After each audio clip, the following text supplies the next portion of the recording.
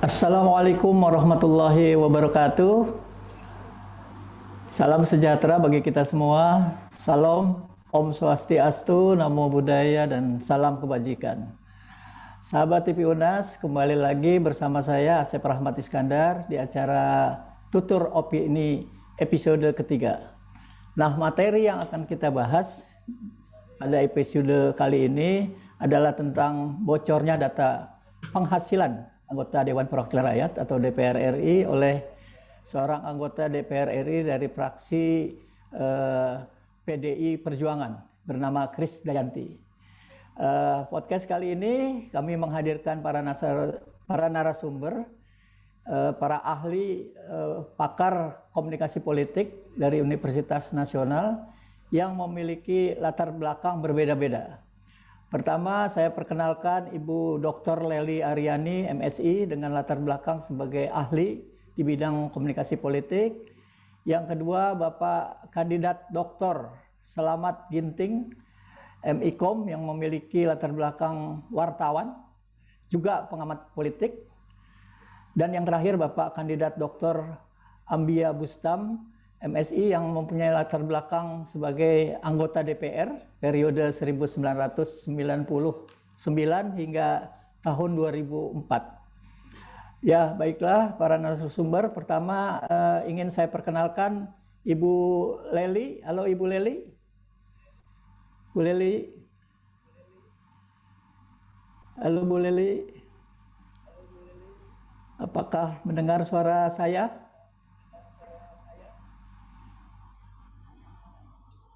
Oke, baiklah. Yang kedua, saya perkenalkan Pak Ambia Bustam. Halo Pak Ambia. Halo. Pak Ambia Bustam. Ya, Assalamualaikum Kang Asep. Waalaikumsalam warahmatullahi wabarakatuh. Apa kabar Pak Ambia? Alhamdulillah sehat walafiat. Pak Ambia, apa kabar? Alhamdulillah Kang Asep sehat. Baik ya. Baik. Oke. Yang ketiga, saya perkenalkan Pak Selamat Ginting, kandidat dokter. Apa kabar? Alhamdulillah, sehat walafiat Kang Asep. Oke. Bu Lely, apakah sudah bergabung dengan kami? Halo Bu Lely? Belum ya?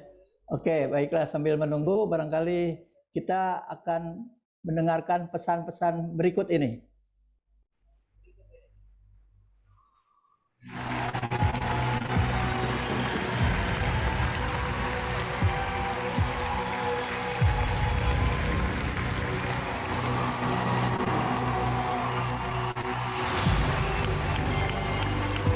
Company profile present. Next stage standby.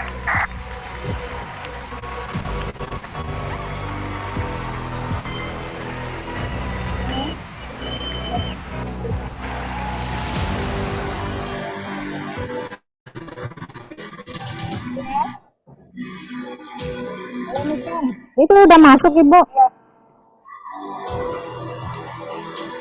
MC on way to stage. Seno ready. Alif on the way on stage. Aliza ready. Liza on the way on stage. Everybody, 5, 4, 3, 2, 1.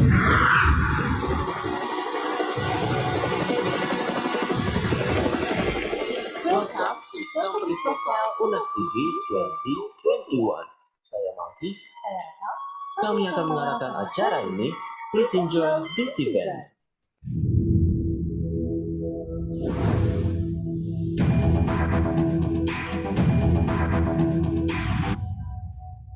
Universitas Nasional, sebuah kampus perjuangan di mana di dalamnya terdapat komunitas UNAS TV, pembawa generasi berprestasi tanpa henti, komunitas yang membangun seni percaya diri. Welcome to UNAS TV, tempat di mana hadirnya sebuah harapan baru, wadah komunitas yang tercipta sejak tahun 2012 di bawah naungan Prodi Ilmu Komunikasi, tempat menaruh kasih, mendorong relasi, membangun kreasi, imajinasi, serta mengukir prestasi. Bukan sekedar komunitas, namun lebih luas dan lebih indah dalam realitas. Kami Cahaya Bangsa, generasi yang akan berkontribusi dalam membangun pertelevisian Indonesia. Kami satu orientasi, satu aksi, dan satu hati. Dengan kerjasama, ambisi, dan keteguhan hati, marilah bergabung dengan kami, mewujudkan cita-cita yang tertunda dan mengasah kemampuan yang tertahan. Kami Unas TV, generasi berprestasi nyata dengan aksi.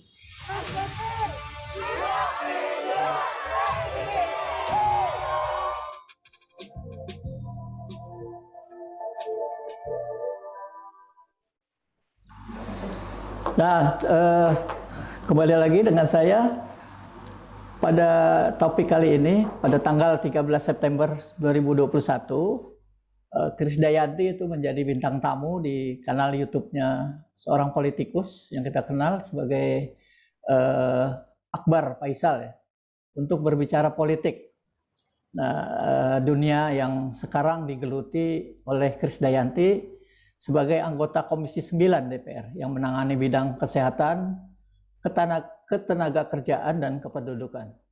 Nah, Krisdayanti di sana berbicara panjang lebar tentang proses dia menjadi politisi atau anggota DPR.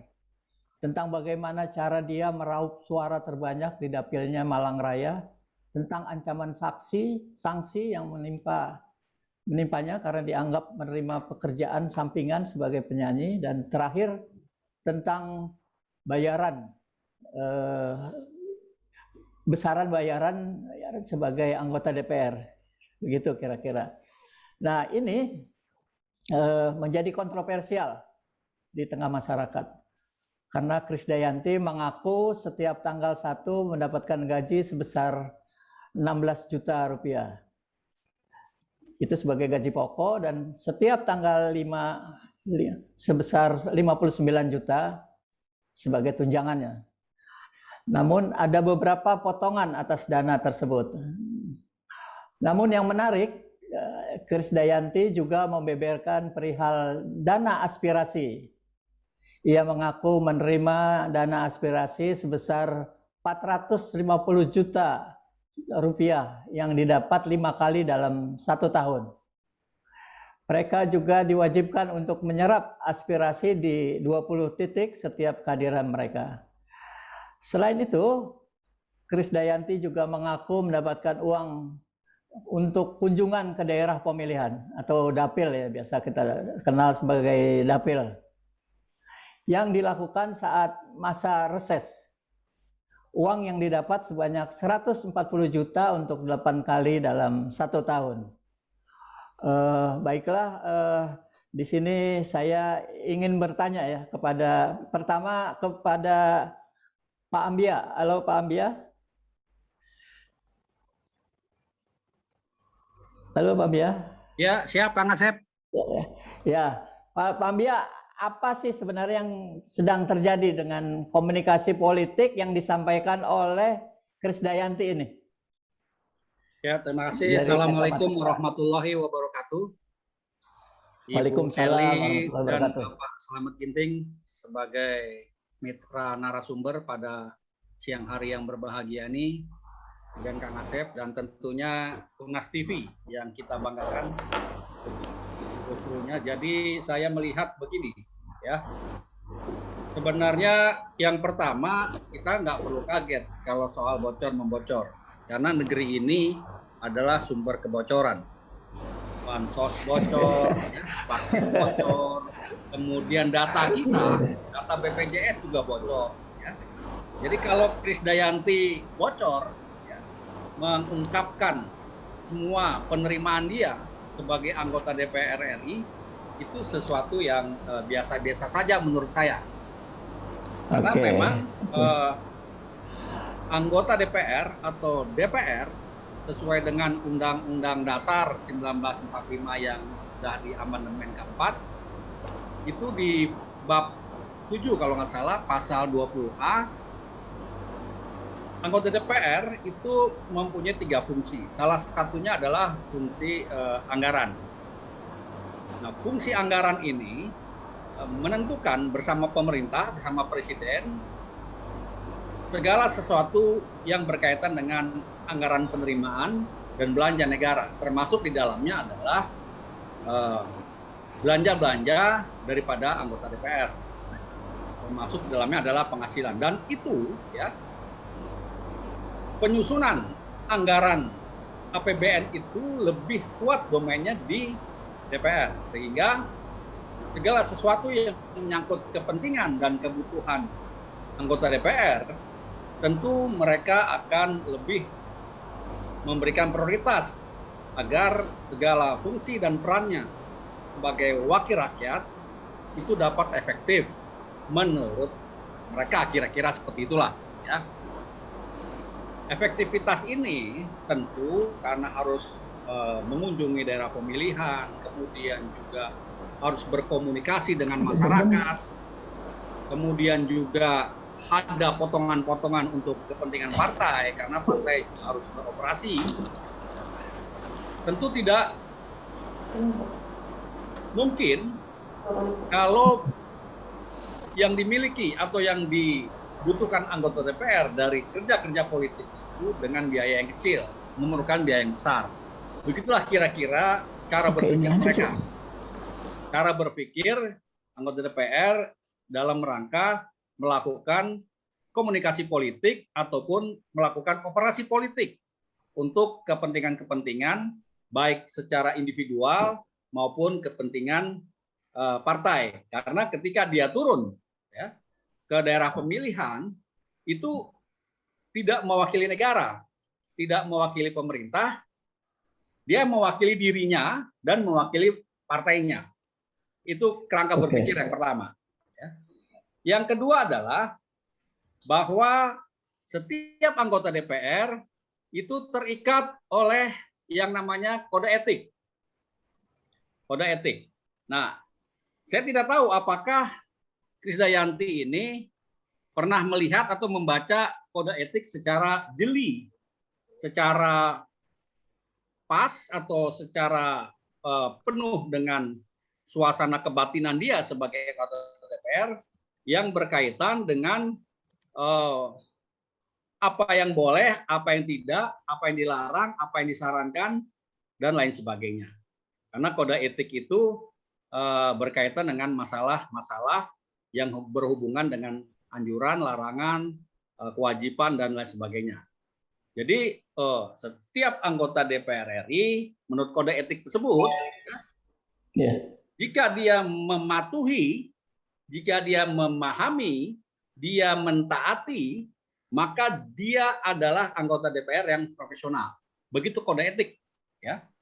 Jadi profesionalisme anggota itu salah satunya menurut kode etik adalah bisa menunjukkan profesionalisme kalau dia taat, paham dalam rangka meningkatkan kualitas dan kinerjanya.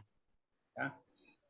Samping itu juga, kalau menurut Pak Ambia nih, apakah Krisdayanti itu melanggar kode etik? ya sebentar ya, nanti ujungnya ke sana, ya. Oke. Ke sana. Nah, jadi dalam konteks ini, ya, kita juga harus lihat siapa Krisdayanti, ya. Siapa Krisdayanti? Krisdayanti adalah seorang profesional di bidang profesinya. Ya. Profesinya adalah artis, penyanyi. Artis tentu harus punya kemampuan acting. Artis harus punya kemampuan facial acting. Ya. Dia profesi secara profesi keartisan, Krisdayanti adalah seorang yang profesional.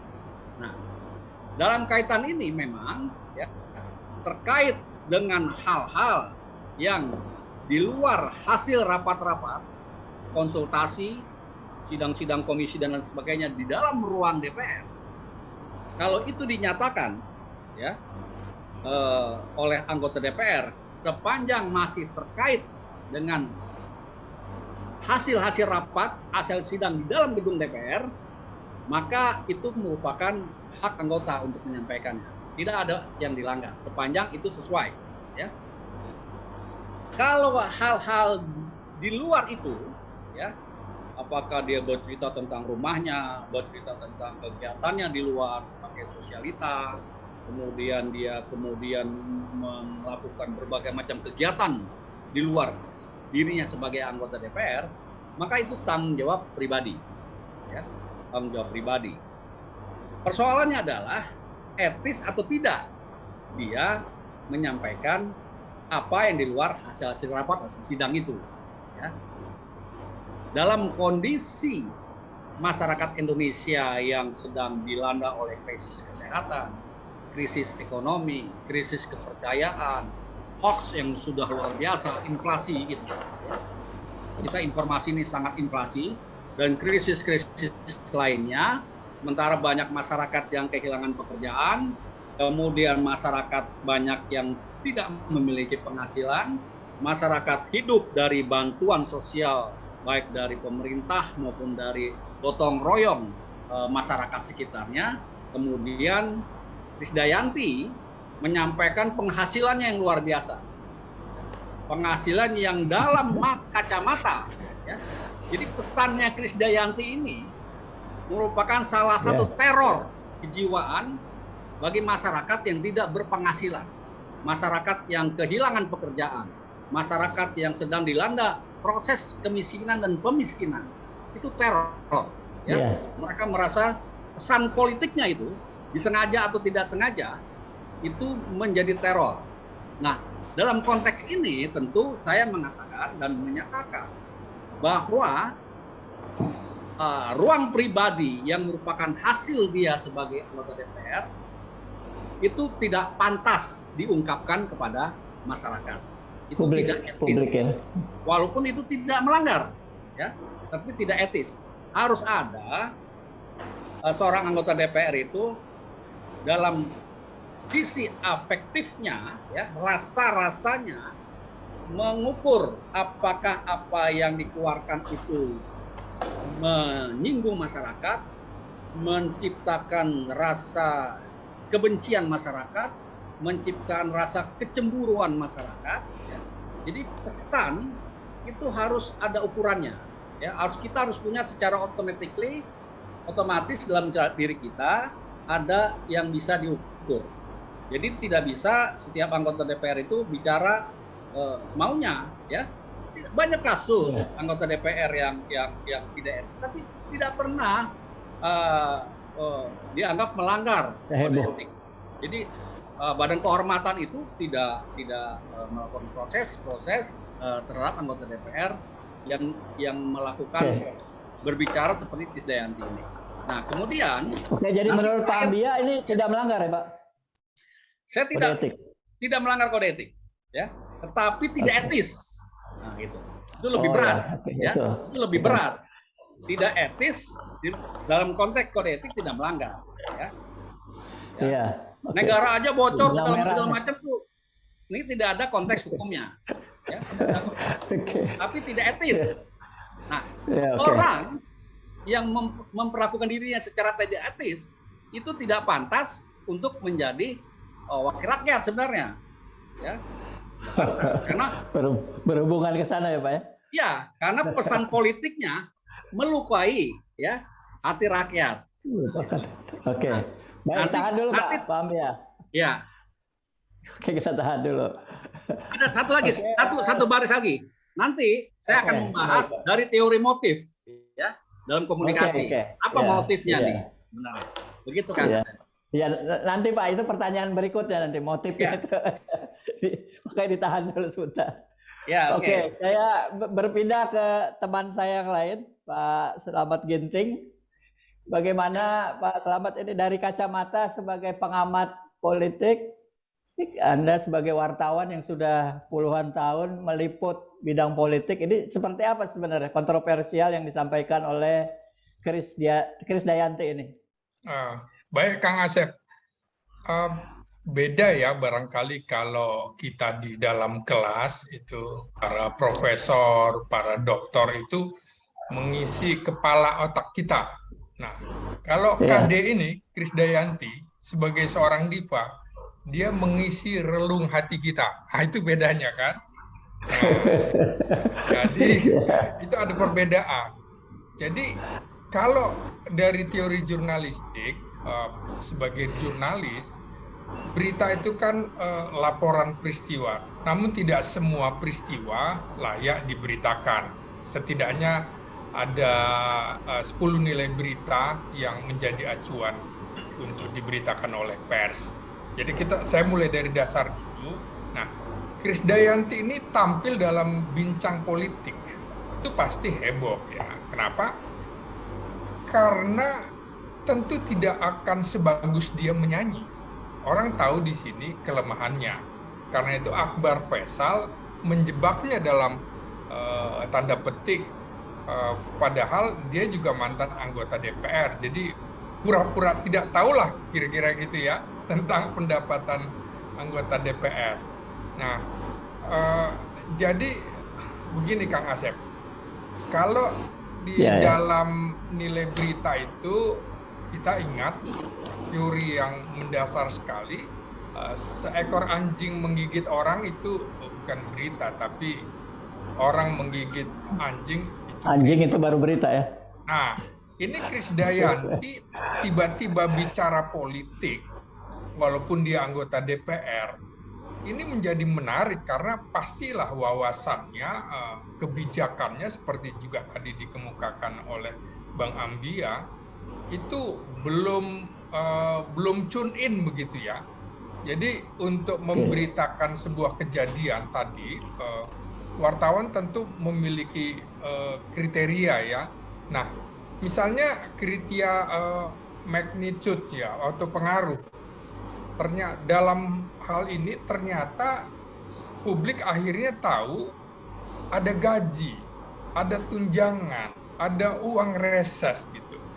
Di saat pandemi sedang berlangsung di mana ada larangan berkumpul, tetap saja mereka dapat tunjangan tersebut. Orang akhirnya berpikir, ini dana untuk berkumpul ini dari mana? Kok kemudian tidak di stop? Kan kira-kira gitu, itu magnitude. Kemudian kalau dari sisi signifikannya atau kepentingannya apa bagi publik? Publik jadi tahu ternyata uang anggota DPR itu tetap mendapatkan uang yang sebanyak itu, padahal tidak ada aktivitas, misalnya tidak boleh ada kumpul. Kapan dia kemudian mengunjungi konstituennya? Itu dari sisi signifikan ya. Kemudian soal waktu atau time list, memang ini aktual karena jelang DPR reses kan. Beberapa hari ke depan juga reses. Gitu. Orang juga ingin, wah ini reses, orang akan menunggu. Baik, kemana nih? Ginting, kita ini dulu, Pak Ginting, kita break dulu. Nanti. Oke, baik. Ini menarik kajian jurnalistiknya juga menarik. Ya. Kita nikmati tayangan berikut ini. Baik, terima kasih. Unas TV memiliki berbagai macam program menarik, diantaranya Unas Update, merupakan program liputan mengenai berita terbaru di lingkup masyarakat yang membahas tentang isu sosial maupun lingkungan. Jurnal Unas membahas tentang berita kampus, berita nasional maupun internasional, dan menginformasikan tentang berita perkiraan cuaca yang dibawakan secara live. Nona Rasa, program yang berkaitan dengan kuliner terbaru di berbagai macam tempat yang berbeda. The Mantul Show, program talk show menarik membahas mengenai hal yang terupdate di media sosial maupun dunia nyata. For You, tempat membahas berbagai macam informasi menarik, mulai dari kuliner, tempat wisata, dan lain sebagainya. Selanjutnya, Podcastle, podcast yang membahas mengenai banyak hal, mulai dari cerita unik, horor, dan cerita menarik lainnya. Komik, program yang membahas mengenai berbagai komunitas unik di lingkungan sekitar, mulai dari komunitas games, komunitas sosial, dan komunitas lainnya.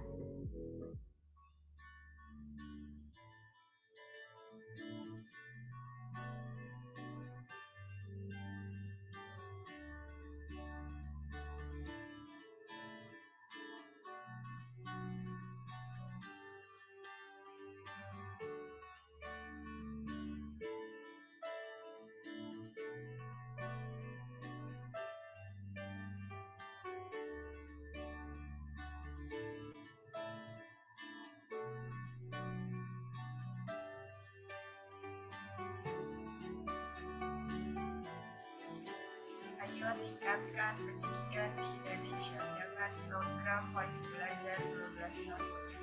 Mari cerdaskan anak bangsa agar Indonesia lebih maju.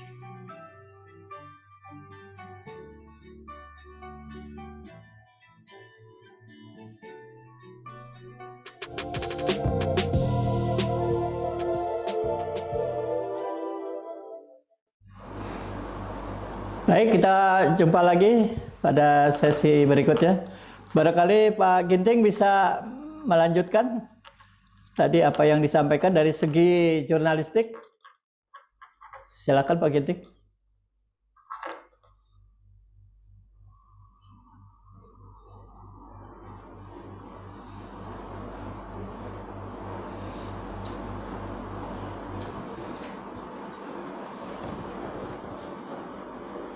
Ada suaranya. Gedein dari HP Bapak.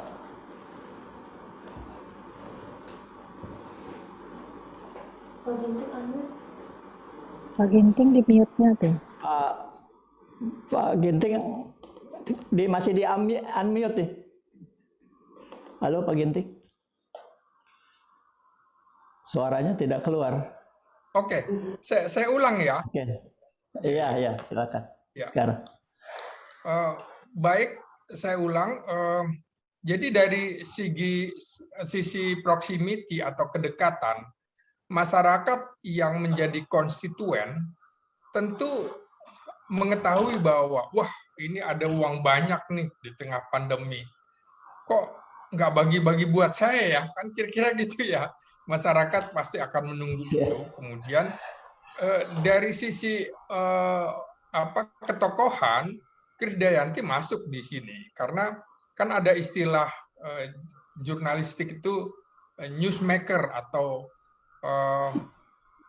name make news begitu ya. Apapun yang dilakukannya, apapun yang diucapkannya bisa menjadi berita, apalagi dia selebritas gitu ya. Kemudian menjadi idola masyarakat, selalu menarik gitu ya. Jadi semakin terkenal maka akan semakin bernilai. Makanya wartawan tertarik mengangkat apa yang diucapkan atau geliat yang dilakukan oleh Krisdayanti.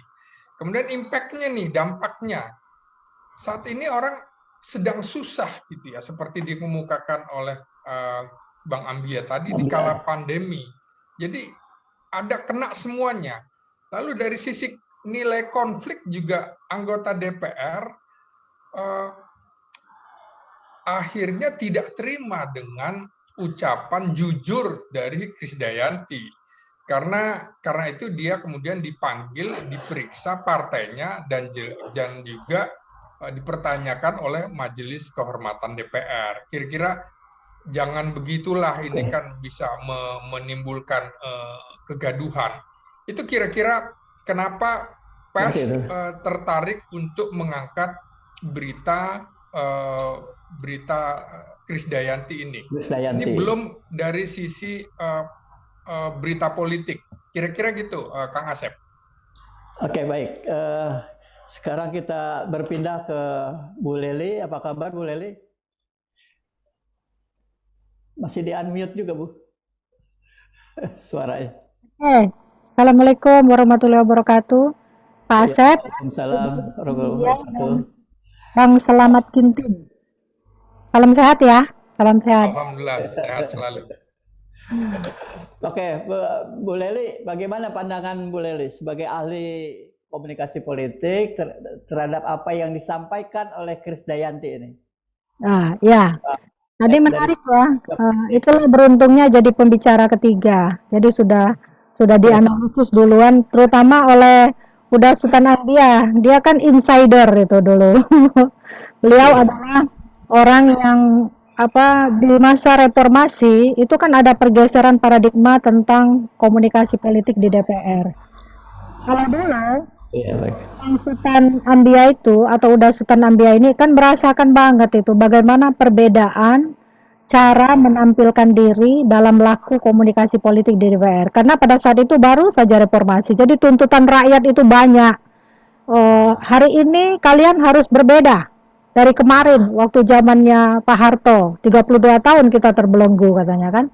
Kalau dulu kan kita selalu hadir di DPR itu mendengar ada istilah dari Gus Dur, DPR itu seperti taman kanak-kanak katanya setelah reformasi. Sebelumnya itu ada 4D, duduk, duit, dengar, diam gitu ya. Udah Sultan ya. Nah, fenomena ini kemudian bergeser pasca reformasi.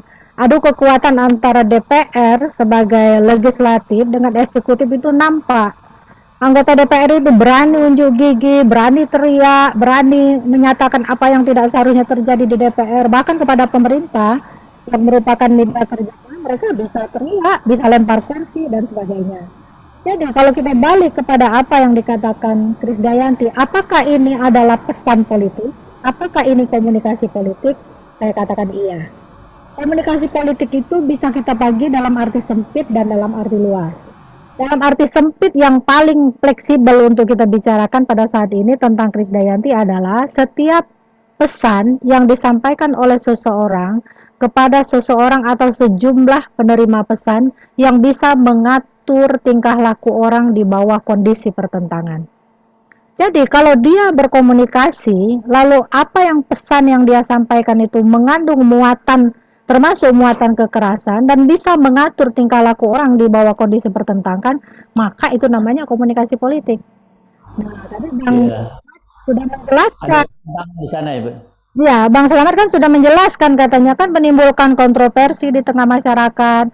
Kata Uda Sultan Ambia juga sudah mengatakan itu tidak melanggar secara undang-undang, tapi tidak etis. Artinya kan menimbulkan perdebatan dan dia harusnya bisa mengatur tingkah laku orang di bawah kondisi pertentangan. Jadi ada pertentangan, ada persepsi yang berbeda tentang apa yang disampaikan Krisdayanti.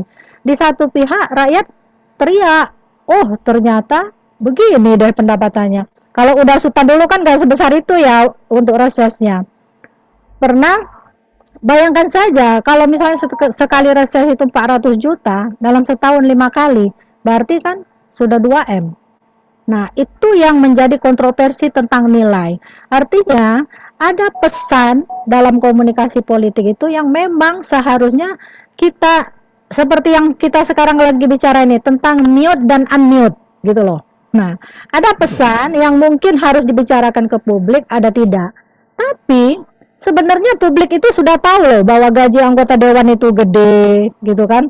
Ketika reses mereka dapat duit banyak, ketika reses mereka itu nggak ketemu konstituen sebenarnya, tapi ketemu aja wakil-wakil masyarakat yang berupa LSM 5 orang kumpul, lalu kemudian dibayar, lalu rakyat menyatakan, nanya sama Bang Ginting, itu duit 400 juta habis nggak ya untuk reses, benar nggak untuk jejaring asmara, aspirasi masyarakat? Kalau tidak, duitnya dikemanain? Kemana dipertanggungjawabkan? Kan itu akibat Krisdayanti buka-bukaan, rakyat sedang jadi tahu bahwa mereka banyak duit ketika reses.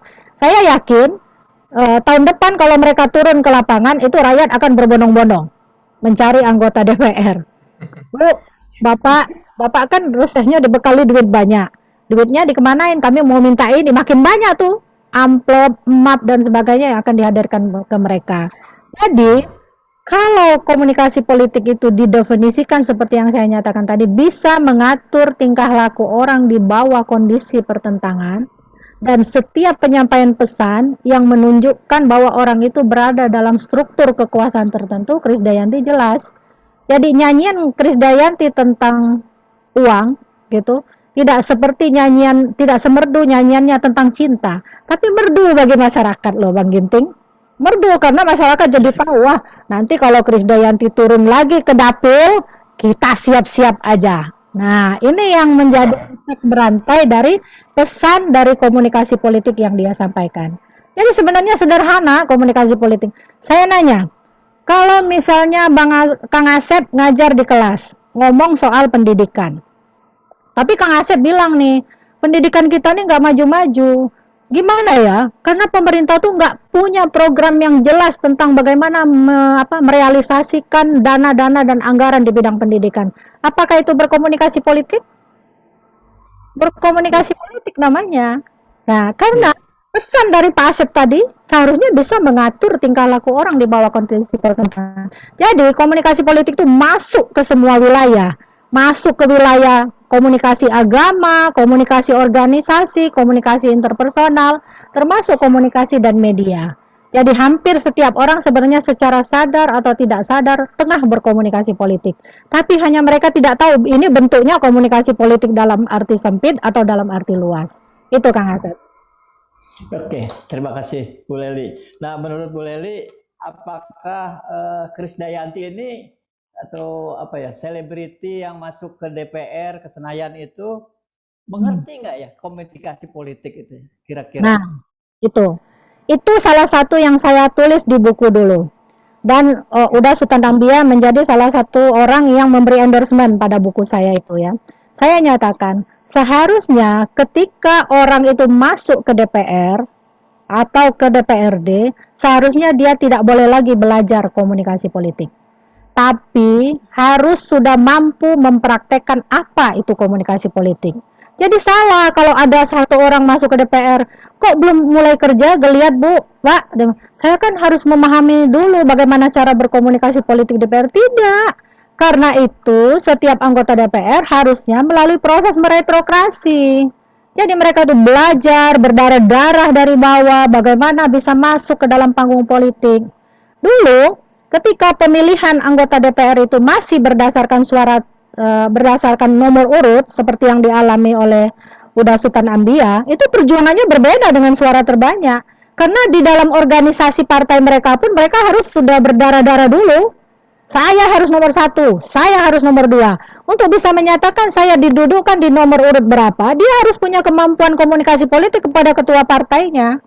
Nah, dengan kemampuan mulai dari partai itulah, dia bisa berkomunikasi kepada masyarakat sampai kemudian dia terpilih. Kita menjadi tidak tahu ya, misalnya orang terpilih karena popularitas semata.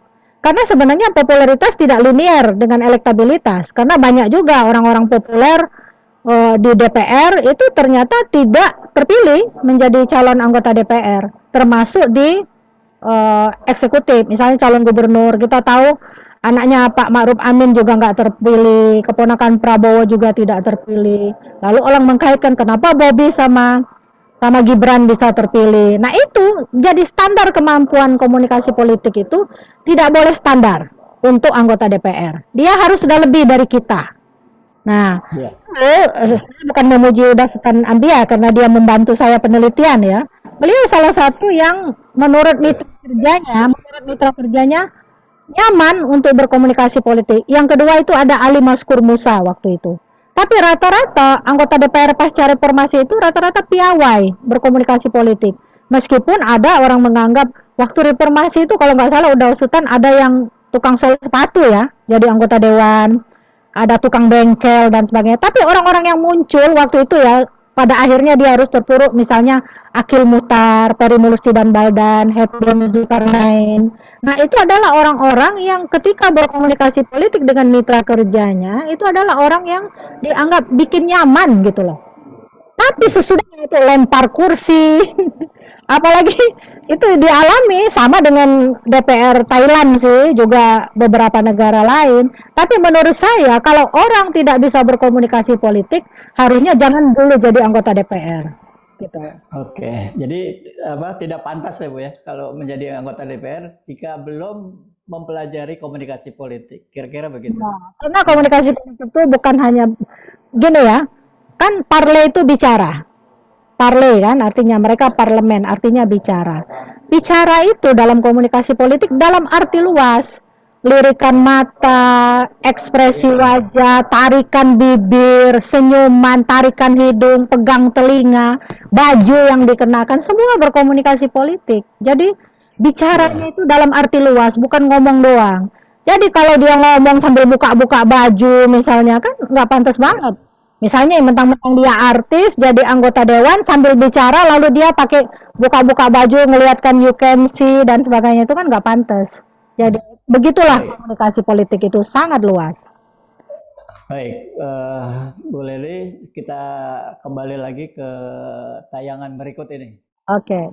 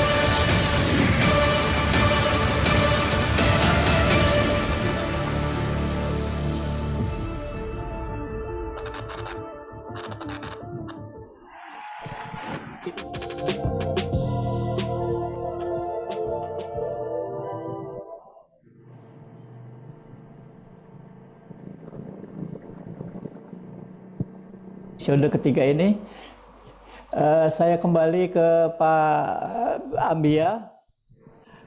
Tadi sempat mengomongkan motifnya apa ini ya dari kita diskusi tadi itu. Nah, ini yang akan saya tanyakan ke Pak Ambia. Ini menarik sekali. Apakah ada di belakangnya itu apa motif tersendiri dari pernyataan Krisdayanti ini? Gimana Bang Ambia?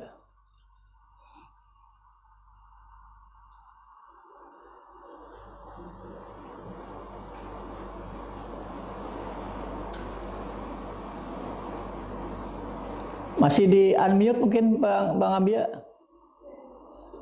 suaranya? Ya, jadi saya ingin mengutip tadi yang disampaikan oleh Bu Lea. Iya. Ini kalau bertanya itu tajam sekali ketika saya dibombardir. Beliau melakukan penelitian. Saya hampir tidak bisa berbuat apa-apa. Jadi kita kalau berpikir positif, ya. Tapi politisi kadang-kadang kan saya nyampur di otak saya nih antara politisi dengan akademisi. Saya ingin berpikir positif lebih dahulu terhadap pernyataan pesan-pesan politik yang disampaikan oleh Krisdayanti terhadap pengungkapan penerimaan penghasilannya sebagai anggota DPR yang cenderung dia nikmati tanpa beraktivitas di dalam gedung DPR dalam arti berbicara politik, menyampaikan gagasan, kreativitas, melakukan pengawasan, dan kita belum pernah dengar, ya. Makanya tadi saya katakan bahwa dia sebagai artis dia adalah profesional, tapi sebagai politisi dia tidak punya kompetensi sebenarnya. Nah, jadi positifnya begini, ya. Pesan politik yang berkaitan nilai-nilai dan angka-angka itu, ya, itu dia ingin ciptakan daya tarik. Ayo dong, masyarakat yang punya kompetensi misalnya, mungkin dia merasa tidak berkompeten, dia ingin menawarkan kepada masyarakat yang punya kompetensi, ayo dong jadi anggota DPR nih, ini loh penghasilan segini. Gitu. Ya. Oh gitu ya, motif. Bisa seperti itu. Ya.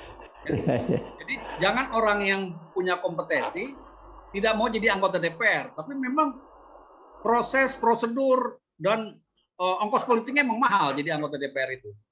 Tidak hanya sebagaimana Bu Leli sampaikan, tidak hanya cukup popularitas. Ya, Tontowi Yahya di Jakarta tuh nggak menang jadi anggota DPR.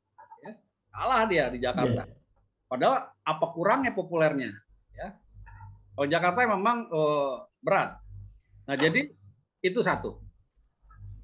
Yang kedua adalah, ya, karena dia ini motif yang kita positif saja. Kita lihat dulu ya. Yang kedua, dia ingin menyampaikan pesan kepada masyarakat, nggak pantas loh saya jadi anggota DPR, terimanya saya besar sekali, kok saya tidak berbuat banyak, ya. Nah, dia ingin menyampaikan supaya nanti 2024 tidak usah dipilih lagi, gitu. Bisa juga begitu, ya. Kan Anang, ya, mantan suaminya kan berhenti anggota DPR, mundur.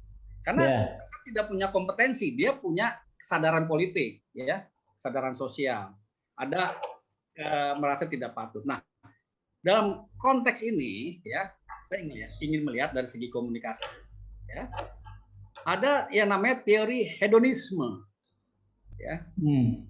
Yanti itu kan orang yang tidak bisa berpenghasilan sedikit, ya.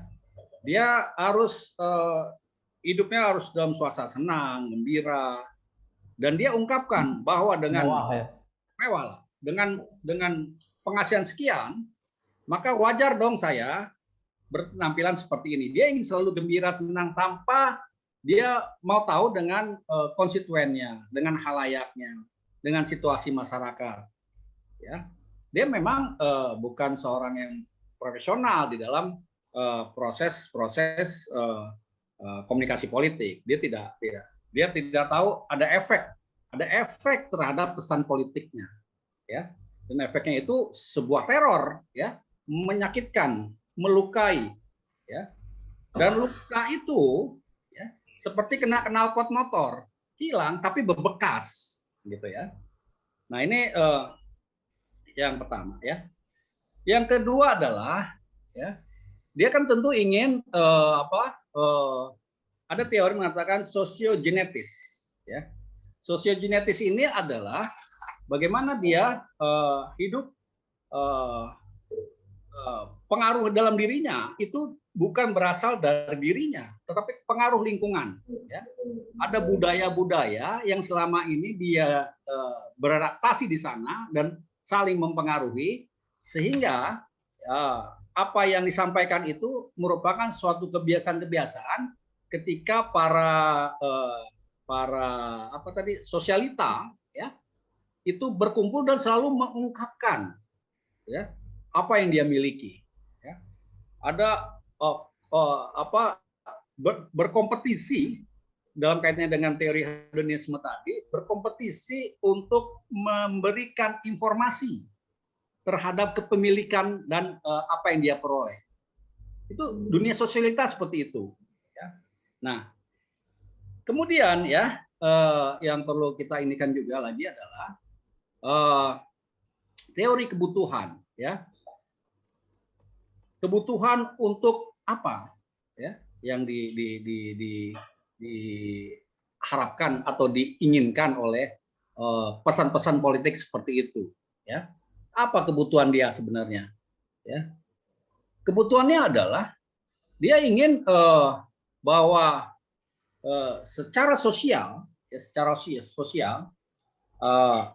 kebutuhan sosial ini di masyarakat atau paling tidak orang-orang yang ada di sekitar dia, para sosialita, para artis, ya, elit-elit yang berpikir dan berpenampilan secara hedonis, ya, itu melihat dia bahwa kebutuhan sosial dia secara sebagai politisi quote and quote itu sudah terpenuhi, ya. Jadi dia juga barangkali, ya, ingin memberikan kepada terpaan kepada mantan dan istrinya, ya, mungkin, ya, Niko deket juga. Gue begini loh, udah oke loh, kan. Anang sama Santi baru lihat rumahnya yang di Bali itu. Dia mengingatkan, wah, saya juga begini penghasilan saya seperti itu. Dan juga ada aktualisasi diri, ya, aktualisasi diri. Jadi aktualisasi diri yang ingin diperlihatkan oleh Krisdayanti itu hanya berkaitan dengan materi. Pesan-pesan politiknya tidak ada yang menerpa konstituennya, menerpa halayak, menerpa masyarakat. Sehingga berita ini adalah berita negatif, ya. Kalau diliput oleh wartawan, ini adalah berita negatif tentang dirinya. Dan saya yakin dia tidak akan dipilih lagi, ya. Saya yakin itu. Kan lihat aja, gitu, ya? partainya, kemudian majelis kehormatan banyak manggil, jangan gitu dong. Hanya sekedar itu, ya. Walaupun sebenarnya kode etik itu cuma tidak ada uraian. Yang patut dan mana yang tidak patut itu tidak diurai, ya. Jadi sangat multitafsir. Nah, dalam konteks ini, ya,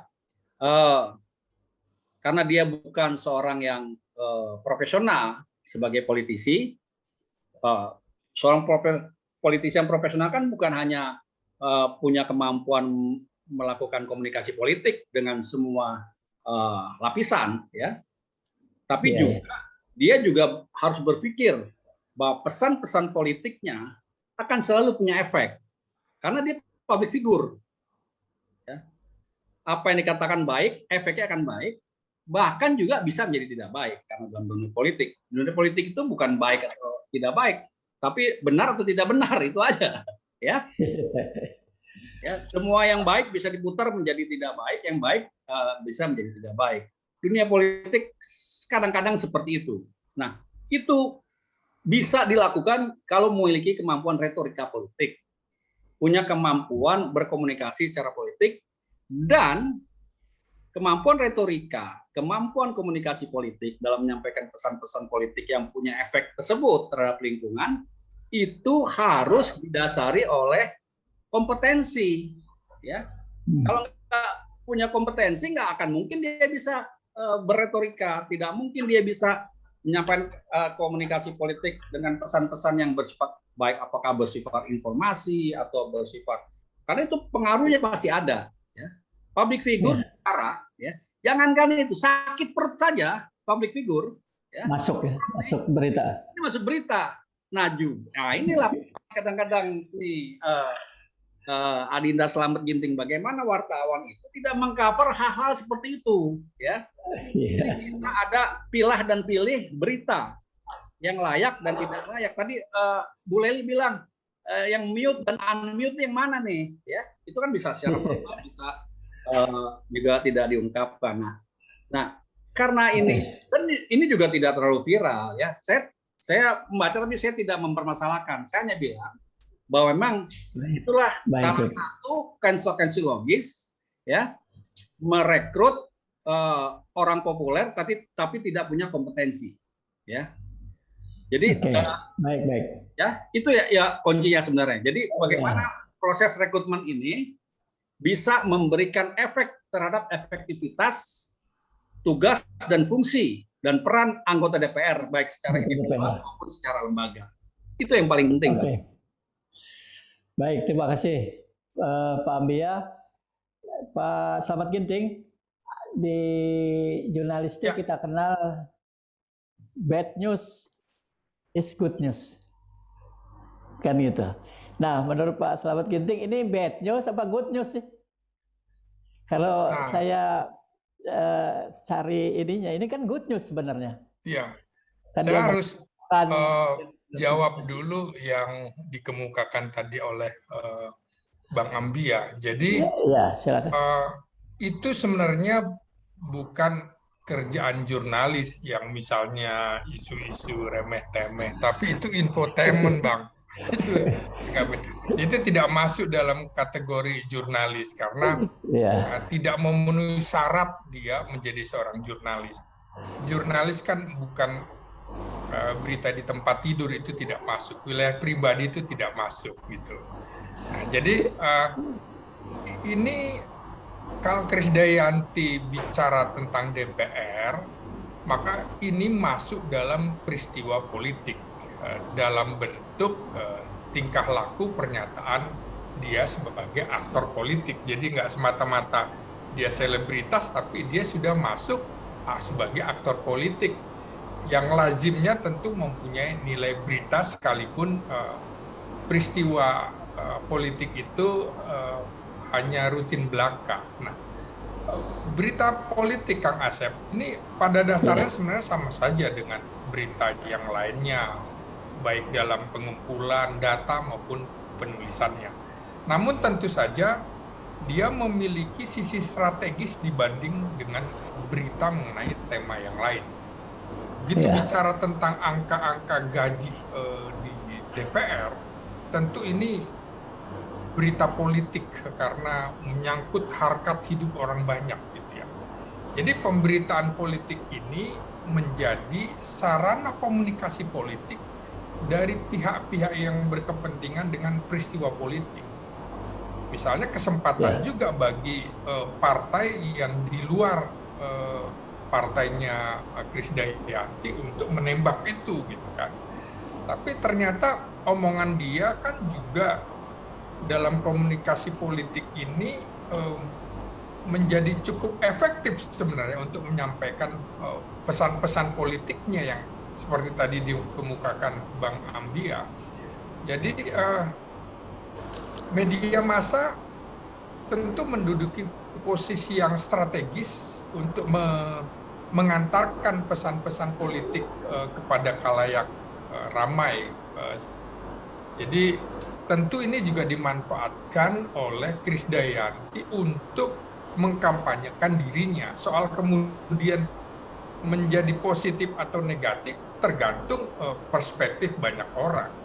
Mungkin Bang Ambia bisa bilang misalnya dia tidak akan terpilih lagi, tapi masyarakat pendukung dia adalah masyarakat yang irasional dalam hal-hal politik. Jadi bisa saja kemudian berbeda pandangan. Jadi ini kita berhadapan dengan masyarakat irasional. Sudah misalnya melakukan kesalahan, korupsi segala macam, itu daya ingatnya juga sebentar gitu. Yang diingat adalah Krisdayanti mewakili Kota Batu, Malang. Nah, ini wakil kita yang terkenal, kira-kira gitu kan. Jadi suaranya juga suara yang tinggi di situ. Mungkin saya berbeda pendapat dengan Bang Ambia. Nah, jadi media massa itu dimanfaatkan oleh siapapun termasuk aktor politik secara efektif sebagai sarana komunikasi politik dengan warga negara atau warga pemilihnya. Baik. Jadi dari sisi berita politik, kita dari sisi berita politik, Kang Asep, Gimana? Ya, berita politik? media ini menjadi prinsip gitu untuk memegang amanat sebagai. Jadi misalnya saya sebagai jurnalis, maka pernyataan Krisdayanti ini harus dianggap sebagai watchdog gitu. Kita memantau kekuasaan, memantau atau pers menjadi penyambung lidah terhadap warga yang tertindas. Ternyata ada warga negara yang masih menikmati uang negara ketika dalam kondisi kesulitan pandemi seperti ini. Kira-kira seperti itu, Kang Asep. Baik. Terima kasih. Kita nantikan berikutnya nanti pendapat dari Bu Leli setelah iklan berikut ini. Wih, ada berita bagus nih. Lo lihat deh berita yang baru gue temuin. Kalau gue share di grup, bakalan seru dan heboh nih pasti. Stop. Lu jangan sembarangan nyebarin berita gini dong. Lo harus tahu berita yang mau lo sebaran itu bener atau enggak. Pastiin dulu kebenarannya. Ya elah, kan gue cuma mau nge-share berita yang udah ada doang. Lagian bukan gue juga kok yang buat berita ini. Iya, justru itu. Lo bisa terjerat pasal 28 tentang Undang-Undang ITE kalau lo ketahuan nyebarin berita palsu. Hah? Serius? Duh, nggak jadi deh gue nyebarin berita ini. Iya, serius. Kita harus jadi pengguna media sosial yang smart. Jangan gampang percaya gitu aja sama berita hoax. Ayo, bersama-sama kita lawan berita hoax. Hari ini kita lagi ada di Monas. Bereksperimen, berwisata kuliner serta mereview berbagai jenis makanan dalam program Nona Rasa. Nah, sekarang gue udah nih guys di Universitas Nasional. Acara variety show yang dikemas secara komedi untuk menghibur dan membahas topik pembicaraan terhangat bersama The Mantle Show.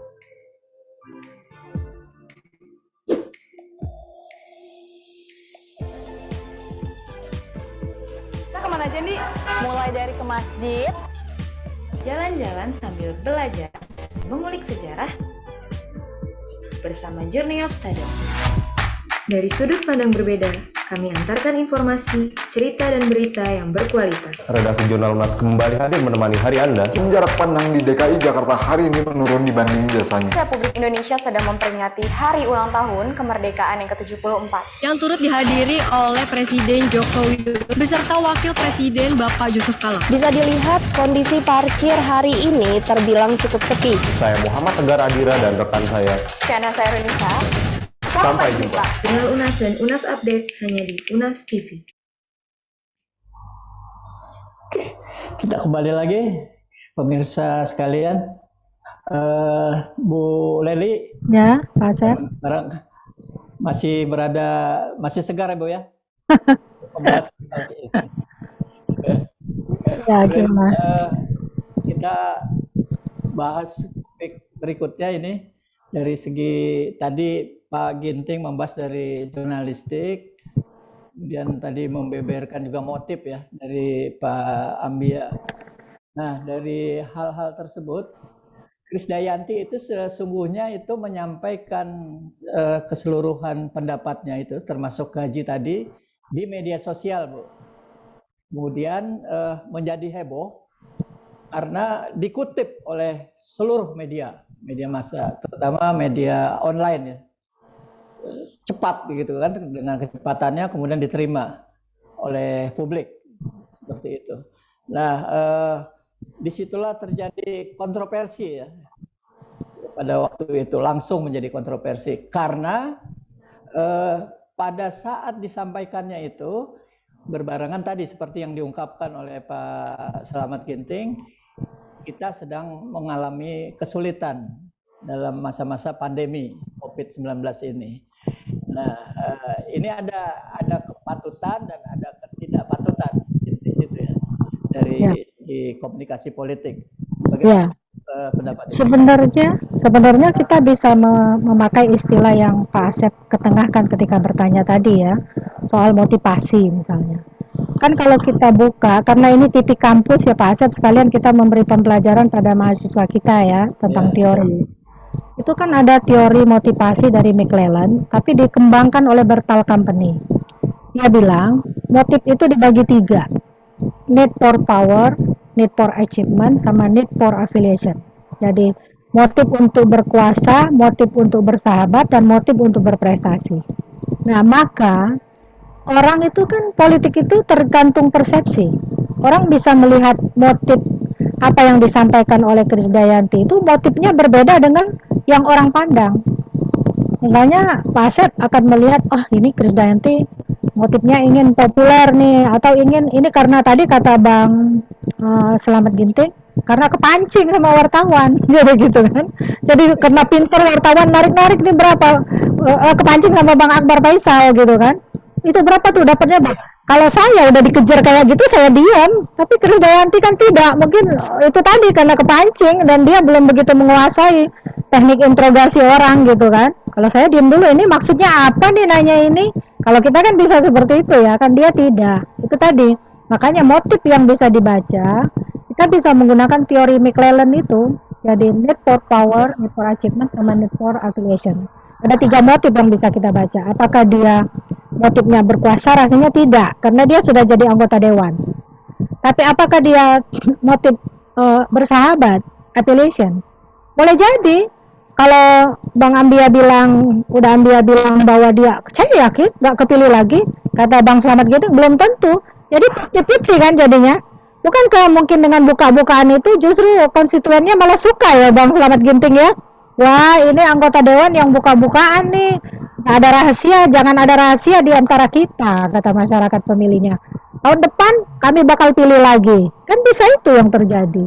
Makanya saya bilang motifnya tadi bisa dibaca need for affiliation. Jadi dia ingin menyatakan kepada rakyat, saya ini nggak berdusta loh. Penghasilan saya sekian, saya gunakan ketika reses. Padahal dengan cara itu dia juga bisa membuat masyarakat itu melek. Untuk mencari tahu benar nggak nih Krisdayanti dapat duit segitu dia gunain, tahun depan dia pasti ditelisik itu yang saya katakan tadi. Yang ketiga motif berprestasi, need for achievement. Nah, motif berprestasi ini tergantung juga tadi, tergantung pada persepsi politik orang. Tapi kalau dia dipanggil oleh partainya, dia dianggap tidak berprestasi karena dimarahin kan. Bukannya bagus, kamu sudah buka-bukaan, kamu politisi kita yang hebat loh. Belum pernah ada politisi kita yang seberani kamu. Itu namanya dia berprestasi menurut partainya. Tapi kalau dia dipanggil untuk dimarahi, dia nggak dianggap berprestasi. Bagi konstituennya beda lagi. Jadi persepsi politiknya beda. Itu yang tentang motif ya. Nah, menjawab pertanyaan Pak Asep selanjutnya adalah kita tanya, dia menyampaikan lewat media sosial. Media sosial itu dikelola oleh politisi yang sudah makan asam garam juga di panggung politik, gitu kan? Punyanya Bang Akbar Faisal, gitu. Kan media komunikasi politik itu ada 4, Pak Asep. Bang Ginting itu udah tahu, udah ngelotok dia itu. Yang pertama organisasi, yang kedua interpersonal, yang ketiga media massa dan media sosial, yang keempat kelompok kepentingan. Jadi apakah Krisdayanti salah menyampaikan pesan politiknya lewat media sosial? Tidak salah. Tapi menurut mantan anggota DPR, Pak Andia tadi, salah, nggak punya etika, kata dia. Tergantung persepsi publik lagi, yang saya bilang, saya udah kemukakan nih, ada 2 persepsi di dalamnya. Kalau media lewat organisasi, nah dia bisa ngomong nih, sama anggota DPR, atau di praksi ya, bukan di komisi. Kalau komisi kan sudah gabungan praksi-praksi. Dia bilang, teman-teman, kita ini dapat kalau reses 400 juta loh sekali datang. Teman-teman gimana? Kalau aku habiskan habis-habisan untuk konstituenku. Kalau teman gimana? Itu namanya lewat organisasi. Tapi kalau dia interpersonal, dia panggil nih konstituennya. Ini loh, saya ini benar-benar ingin bekerja untuk rakyat. Tolong bantu saya. Karena apa? Komunikasi antara yang memilih dan yang dipilih biasanya selesai ketika yang dipilih itu terpilih, Bang. Nah, itu yang tidak boleh terjadi. Maka Krisdayanti ingin membangun branding image-nya sendiri. Ini gua buka-bukaan, ini gua dapat sekian loh. Tolong dipanggil nih calon pemilihku maupun yang memilih atau yang tidak konstituen di daerah ini. Maka ke depan itu adalah modal sosial dia nanti untuk pemilu ke depan. Jadi tapi benar-benar dia harus jujur kepada pemilihnya. Yang ketiga media massa dan media sosial. Berarti kan apa yang dia sampaikan itu tidak menyalahi secara media komunikasi politik yang saya bilang 4 tadi. Dan yang keempat, kelompok kepentingan. Nah, apakah media itu salah satu hal yang dia sampaikan itu nyerimpet sedikit ya terhadap kelompok kepentingan tertentu, yaitu misalnya kelompok masyarakat yang memancing dia, ayo Krisdayanti, kamu pingin nggak nanti pemilu ke depan kita pilih lagi? Maka kamu mulai sekarang, ayo kita branding image kamu. Seperti ini. Jadi branding politik dia memang sengaja dibangun lewat kelompok kepentingan. Jadi itulah cara membacanya Pak Asep. Mudah-mudahan semua kita bisa belajar ya, sehingga tidak ada justifikasi tertentu untuk melihatnya hanya dari satu sisi. Karena tugas ilmu itu adalah multidisiplin dan dari semua sisi gitu. Oke, baik Bu. Menarik ini pernyataan itu. Oke, saya kembali ke Pak Ambia. Pak Ambia, kalau pengalaman Pak Ambia misalnya saat menjadi anggota DPR, saat reses itu ngapain sih Pak Ambia sehingga butuh dana yang begitu besar gitu ya untuk di kedapilnya dan lain sebagainya?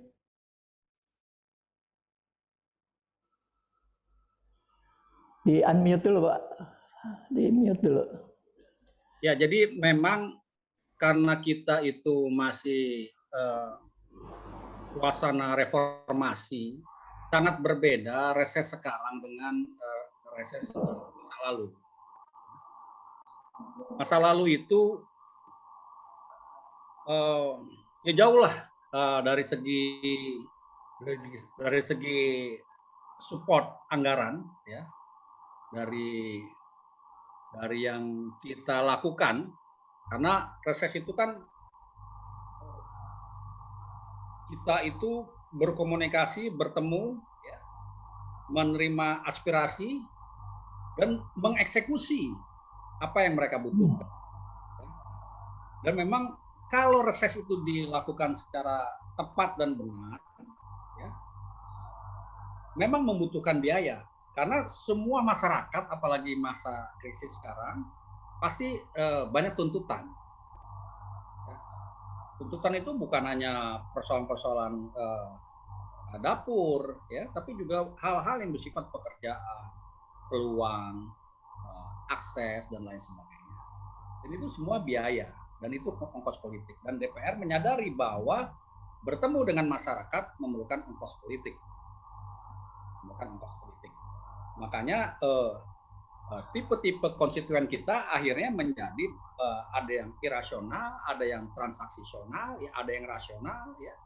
Dan sekarang cenderung karena sebelum diungkap oleh Krisdayanti, masyarakat secara umum itu sudah tahu bahwa penghasilan anggota DPR, penghasilan ya, bukan gaji, penghasilan anggota DPR itu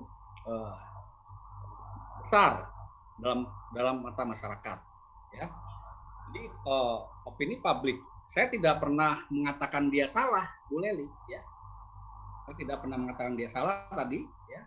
Saya hanya mengatakan bahwa bahkan saya katakan tidak melanggar kode etik, ya. Bahkan dia tidak etis begitu ya. Kita berpikir baik saja tadi saya katakan apa yang dilakukan oleh dia karena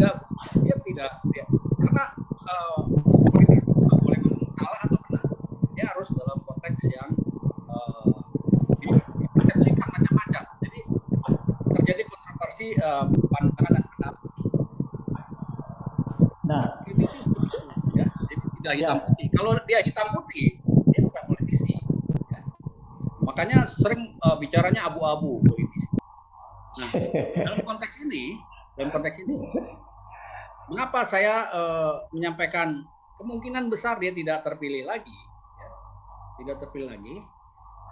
Yang pertama adalah kalau seseorang politisi itu atau yang bukan profesional politisi itu ada beban ketika apa yang diungkapkan, ya, disampaikan itu mengganggu perasaan dia dan mengganggu pikiran dia. Akhirnya dia bisa mundur. Yang kedua, kenapa saya menyampaikan seperti itu? Ya, sebenarnya ada pesan politik yang ingin saya sampaikan adalah bahwa jangan kita mengungkapkan, ya, walaupun kita tidak semua yang kita tahu harus kita ungkapkan, apalagi membangun opini publik. Ya, semua harus diungkapkan. Bisa dengan samar-samar bahwa misalnya penghasilan kita ini anggota DPR cukup untuk melakukan komunikasi politik dengan konstituen. Jadi tidak perlu dengan angka-angka yang terbuka. Tapi karena memang kita kembali lagi bahwa dia bukan seorang profesional, politisi yang profesional, tentu kita tidak bisa menyampaikan bahwa dia harus begini, harus begitu, harus tidak bisa. Ya, karena tiap orang punya karakteristik, sifat, kemampuan, kompetensi. Nah, kita bertemu dengan proses rekrutmen yang tidak tepat di tempat yang tidak tepat, ya. Gitu. Ini yang jadi bisa saja, ya, bisa saja. Memang politik itu kan tidak bisa diprediksi, tidak bisa hitam putih. Bisa saja perampok yang paling hebat, ya, yang paling besar, ketika dia mencalonkan diri, dia terpilih bisa saja. Bisa saja. Kita tahulah ada anggota DPR yang punya problem kemarin ini, ya, problem moral segala macam. Sekarang terpilih lagi jadi anggota DPR dengan suara yang luar biasa. Jadi memang ini kembali kepada konstituen, ya. Nah, bagaimana pendidikan politik yang dilakukan oleh para intelektual, akademisi, misalnya kalau kita ada mahasiswa kita PKL atau mahasiswa kita turun ke masyarakat, itu bisa menjelaskan, ya, bagaimana pentingnya kedama perguruan tinggi itu ada kaitannya dengan moralitas, ya, ada sesuatu yang harus disampaikan, mana yang boleh dan mana yang tidak, itu harus dijelaskan. Jadi masyarakat paham, sehingga pendidikan politik itu bisa memberikan suntikan kepada pikiran-pikiran masyarakat agar mereka dapat berpikir secara rasional, ya, dalam menentukan sikap. Ya. Aspek kognitif, aspek afektif itu termasuk konatifnya itu menyatu langsung kepada masyarakat. Jadi memang, ya, bisa saja. Jadi memang tidak hitam putih terpilih tidak, tetapi saya ingin memberikan pesan politik dalam adalah Oke. Baik. Yang pantas dan yang tidak pantas diketahui oleh politisi. Sehingga politisi yang lain kalau didengar ini itu bisa mengambil hikmahnya, ya, hikmah terhadap peristiwa Krisdayanti. Kira itu. Baik. Terima kasih Bang Ambia. Ya, sebelum kita melanjutkan sesi berikutnya, kita kembali menyaksikan tayangan berikut ini.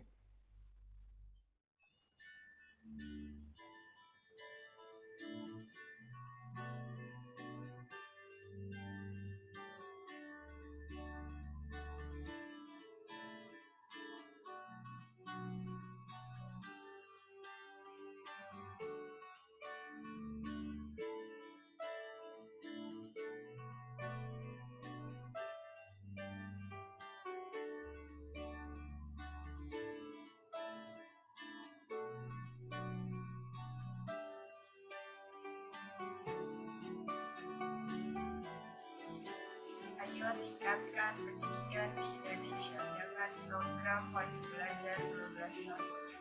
Mari cerdaskan anak bangsa agar Indonesia lebih baik.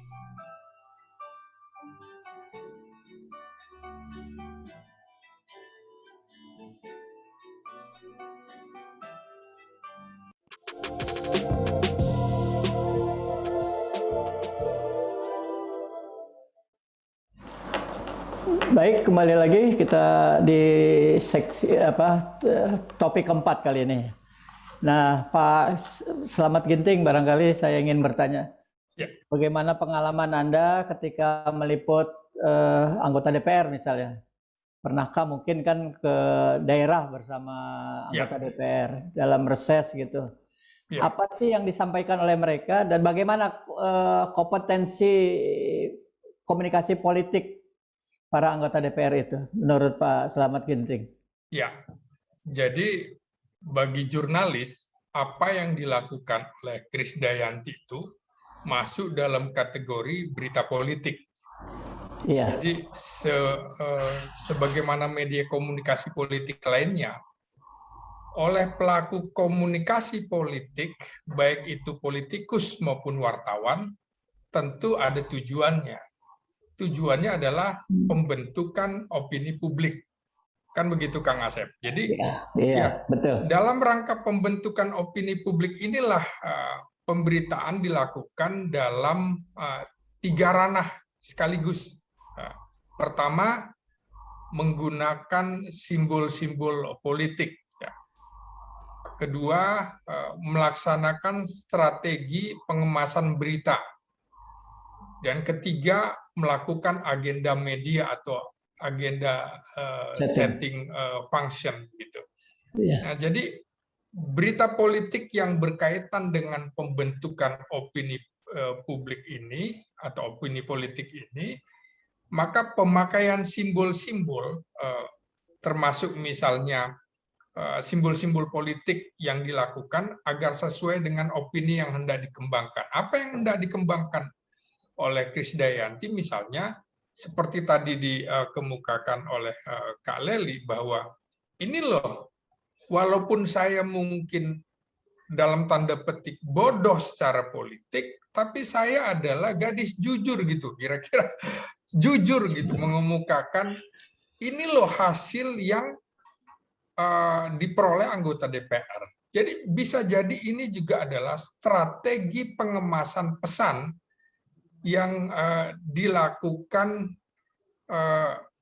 menurut seleksi bagi dia barangkali untuk mendukung opininya. Jadi ini loh, saya termasuk anggota DPR yang bisa bicara belak-belakan. Karena momen ini dimanfaatkan oleh Krisdayanti misalnya. Nggak pernah ada rapat kerja dia muncul, ngomong apa dia, enggak. Ketika kemudian dengan konstituennya, apa yang dia lakukan? Nggak ada. Jadi ketika diundang oleh Akbar Faisal, bagi dia kesempatan untuk menyalurkan agenda medianya, mengemukakan opini publiknya. Karena kesempatan itu jangan-jangan nggak ada lagi. Jadi bagi Krisdayanti, yang memang selebritas, dia senang dengan hal-hal ini. Dia senang dengan kontroversi seperti ini.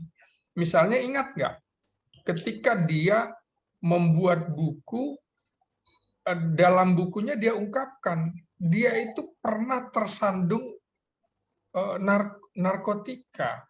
Artinya, apakah kemudian publik menghujat dia? Enggak. Dia mengakui bahwa kerjaan artis ini berat, karena itu saya butuh stamina, maka kemudian mengkonsumsi obat-obat yang sebenarnya dilarang secara medis. Tapi kan publik tidak menghujat dia, sama dengan kasus ini. Publik tidak akan juga menghujat dia, tapi justru berterima kasih.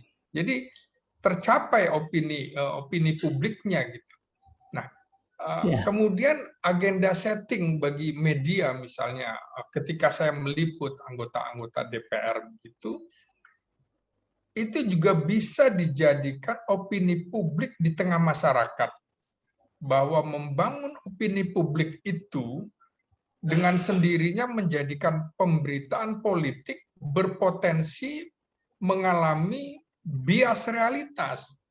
Misalnya realitanya ternyata dalam ketika meninjau berkunjung ke konstituennya tidak sesuai. Misalnya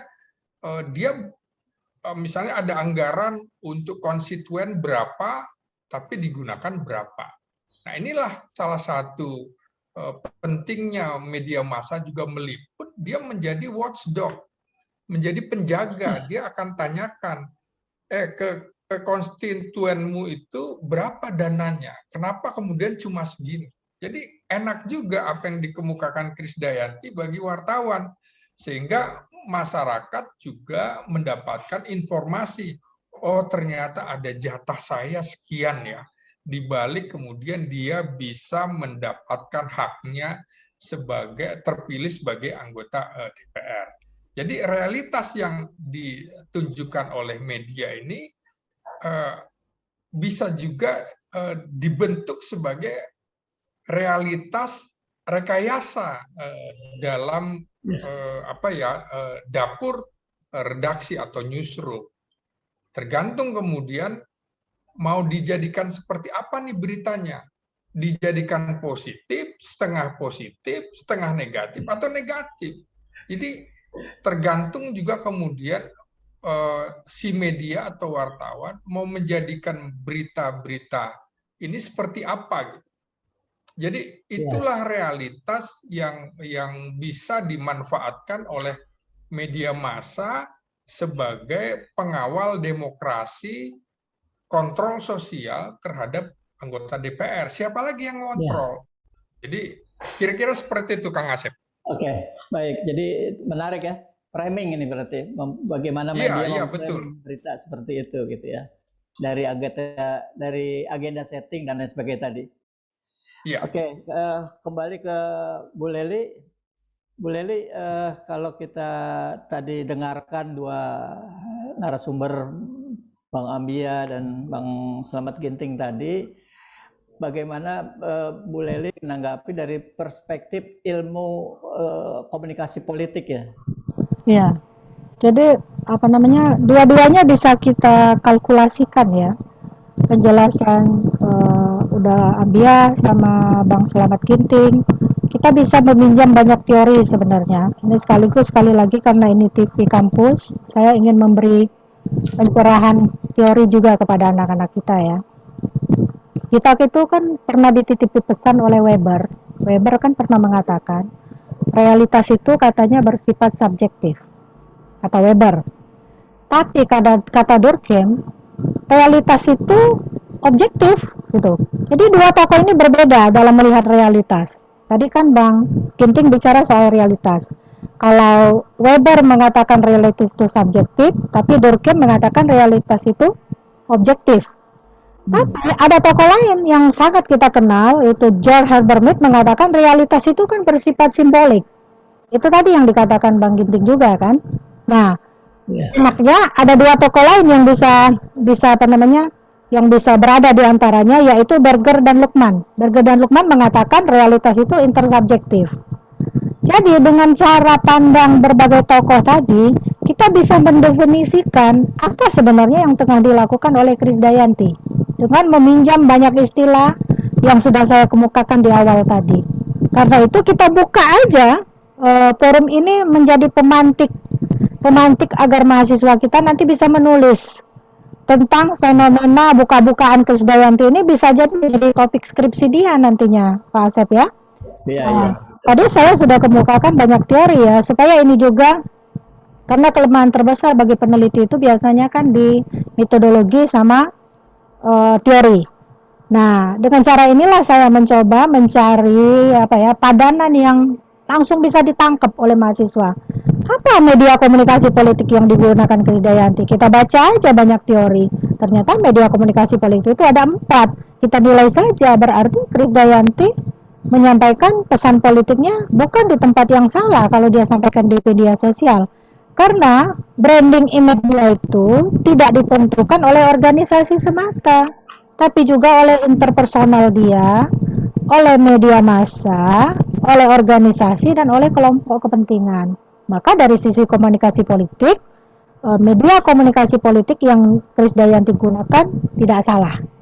Tapi kalau soal etika, tergantung persepsi kelompok organisasinya dan tergantung persepsi masyarakat. Itu satu. Yang kedua, kalau kita merujuk tentang subjektif, objektif, kemudian simbolik dan intersubjektif yang dikemukakan oleh para tokoh tadi, politisi itu kan komunikasi politiknya adalah komunikasi politik yang bersifat dramaturgis, termasuk transaksional. Jadi kalau dia bilang sama Pak Asep, aku cinta sama Pak Asep, nanti pilih aku, ya belum tentu loh Pak Asep, gitu loh. Maka, jadi model komunikasi politiknya di DPR itu sebenarnya tidak ada model. Di buku saya katakan, politisi di Indonesia, termasuk komunikasi politiknya itu tidak ada model.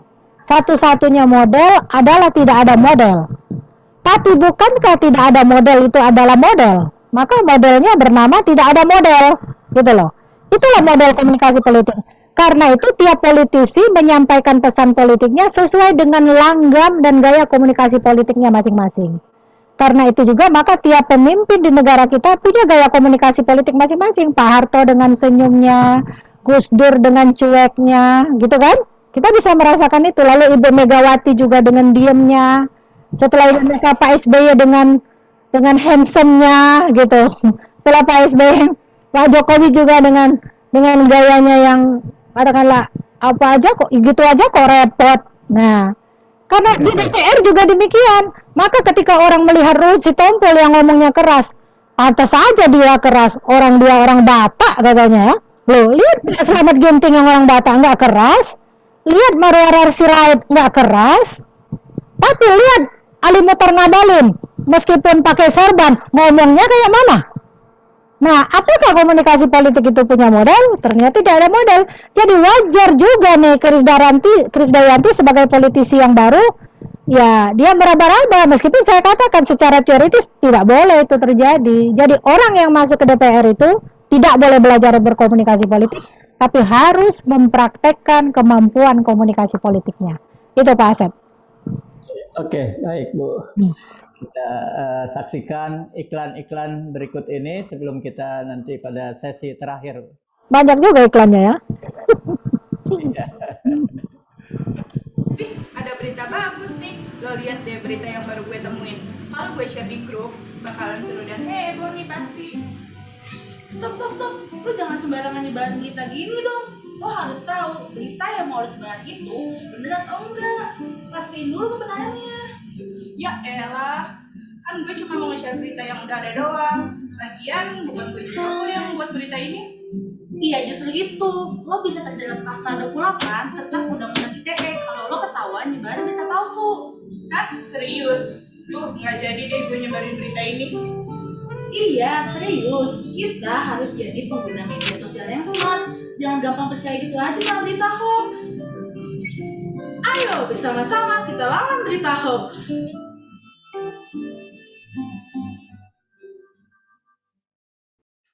Hari ini kita lagi ada di Monas. Bereksperimen, berwisata kuliner, serta mereview berbagai jenis makanan dalam program Nona Rasa. Nah, sekarang gue udah nih guys di Universitas Nasional. Acara variety show yang dikemas secara komedi untuk menghibur dan membahas topik pembicaraan terhangat bersama The Mantle Show.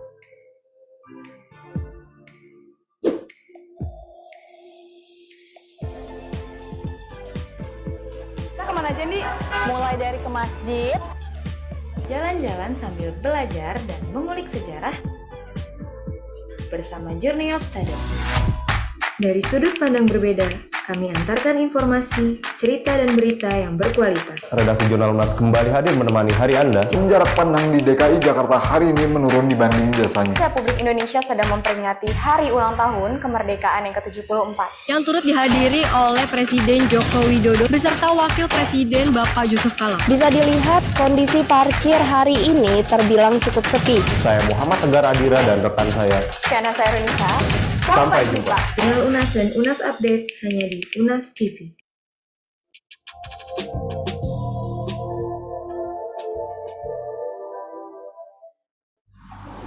Baik Bapak Ibu, kita lanjutkan pembahasan kita tentang Krisdayanti ini dan komunikasi politik.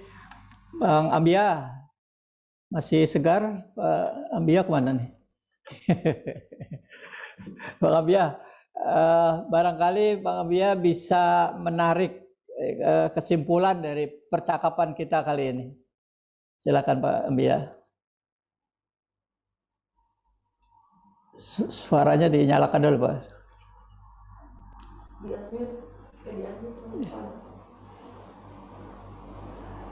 Sangat kuat sekali ini. Iya. Jadi yang pertama adalah bahwa dalam komunikasi politik itu bahasa yang dipakai selalu umumnya bahasa hiperbola. Jadi sesuatu itu bisa menjadi perbincangan hangat bukan hanya dilihat apa yang dikatakan, tetapi juga siapa yang mengatakan. Jadi tidak dari segi momentum politik tidak ada yang salah dari Krisdayanti. Teori apapun, ya, teori keilmuan, ya, mau teori komunikasi politik, mau teori sosiologi, teori agenda setting dari media ataupun dari framing yang dibuat oleh media, itu tidak ada yang salah. Media. Tetapi ya, ini kan anggota DPR itu adalah pejabat negara yang setiap ucapannya, setiap perilakunya, ya, itu mengandung pengaruh yang besar terhadap masyarakatnya. Makanya di awal saya katakan adalah dalam multi krisis sekarang, krisis kesehatan, krisis ekonomi, krisis interaksi, ya, juga termasuk dalamnya, itu tidak tepat, ya, tidak tepat. Anggota DPR boleh bicara apa saja, tetapi dia harus bisa tahu mana yang istilahnya boleh tadi yang mute dan unmute.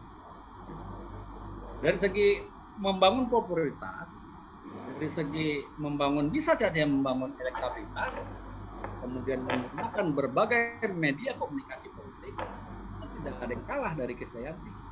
Tetapi yang menurut saya, ya, tidak etis mengungkapkan, walaupun ada efek-efek lain, ya, tadi saya katakan saya melihat positifnya saja, ingin menarik, ingin memberitahu segala macam, sudah ada tuntutan masyarakat, jadi 560 orang itu nanti dituntut oleh masyarakat, mana uang tunjang, uang komunikasi politiknya, kok hanya sekian, apa itu bisa saja terjadi seperti itu efeknya, ya.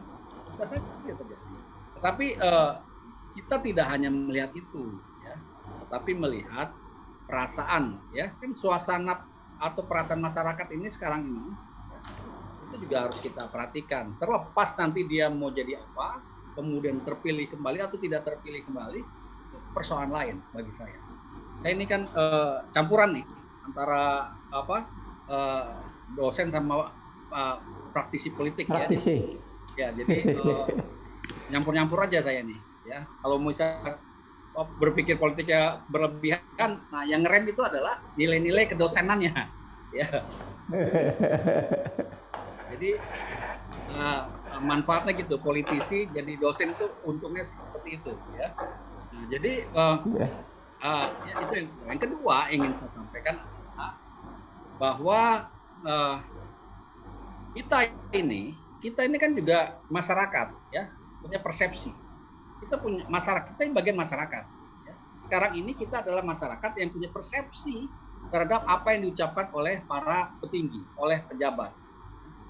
Nah, opini publik yang dibangun oleh pejabat itu berpengaruh. Kecuali yang ngomong itu adalah saya. Itu tidak ada terpaan kepada konstituen, tidak ada terpaan kepada masyarakat. Tetapi bagi petinggi yang juga ikut dalam proses-proses pengambilan keputusan undang-undang maupun kebijakan, akan mempengaruhi pesan-pesan politik itu. Itu saya rasakan betul ya. Saya rasakan betul ketika menjadi politisi formal di DPR. Apa yang kita sampaikan itu menerpa dan berpengaruh apapun yang kita ucapkan. Dan itu selalu dikutip ya, dikutip. Karena menyangkut hal-hal yang sifatnya baru, terobosan, dan memang suasananya memang menuntut itu. Ya. Jadi kita bisa membaca suasana reformasi yang dibutuhkan masyarakat adalah hal-hal yang seperti ini. Itu yang kita harus lakukan. Ya. Jadi pilih-pilih dalam menyampaikan pesan politik baik yang bersifat informasi maupun yang persuasif maupun tadi saya katakan teror itu karena koersif itu bagi saya ya, sebagai masyarakat biasa ini itu harus dipahami oleh setiap pejabat atau petinggi negara. Jadi tidak bisa asal nguap saja, asal bicara saja. Walaupun itu tidak ada yang salah, dia menggunakan media, menggunakan agenda setting, kemudian dia memanfaatkan momentum, tidak ada yang salah dari segi proses komunikasi politik, ya, tidak ada yang salah. Ya. Tapi tidak yang benar itu, yang baik itu tidak selalu tepat momentumnya jika disampaikan pada saat peristiwa itu. Nah, ini yang kita, yang para akademisi intelektual bisa menyampaikan itu. Tapi kalau politisi jadi-jadian ya dia tiba akal tiba bicara waktu itu ya, mungkin nggak tahu kita apa dia setting atau tidak omongan dia pembicaraan itu, tapi itu keluar. Nah keluarnya ini disalurkan tentu media berkepentingan ya, media berkepentingan menjadi sebuah berita politik, dan berita politik ini kemudian didistribusikan ya, mudah-mudahan tidak semua rakyat membacanya, apalagi yang sedang terkena krisis, sehingga rasa ya tergores hatinya itu. Saya nggak tahu masyarakat masih bisa tergores nggak hatinya karena sudah luar biasa ini. Ya. Nah ini yang harus kita jaga. Jadi, kita harus bisa empati kepada masyarakat. Nah itu negeri Pancasila begitu pelajarannya. Ya. Nah, itu. Oke, terima kasih Bang Amia. Sekarang giliran Pak Slamet Ginting. Ya. Bagaimana komentar terakhirnya mungkin dari segi jurnalistik? Ya. Tentang baik, ini. Kang Asep. Kalau tadi Bang Ambia itu praktisi politik kemudian menjadi akademisi, nah saya praktisi pers menjadi akademisi. Ujung-ujungnya akhirnya balik ke kampus. Ya, kita bicara soal etika. Nah, etika dalam komunikasi politik, saya mengambil pendapatnya Carl Wells ya. Jadi meliputi 4 hal. Pertama, fairness yang di dalamnya menganut asas kejujuran, keadilan, dan kewajaran. Jadi nanti publik juga bisa tahu itu jujur nggak yang dikemukakan Krisdayanti, adil nggak nilai segitu bagi rakyat, nilai uang seperti itu, wajar nggak gitu. Di tengah krisis ada dana-dana sebesar itu yang pertama. Lalu yang kedua, akurasi, yang berarti ketelitian. Jangan-jangan dia menggabungkan antara gaji dengan tunjangan. Nah, kan harus teliti. Dan juga si aktor politiknya harus mengemukakan dengan keseksamaan, kecermatan, dan juga ketepatan.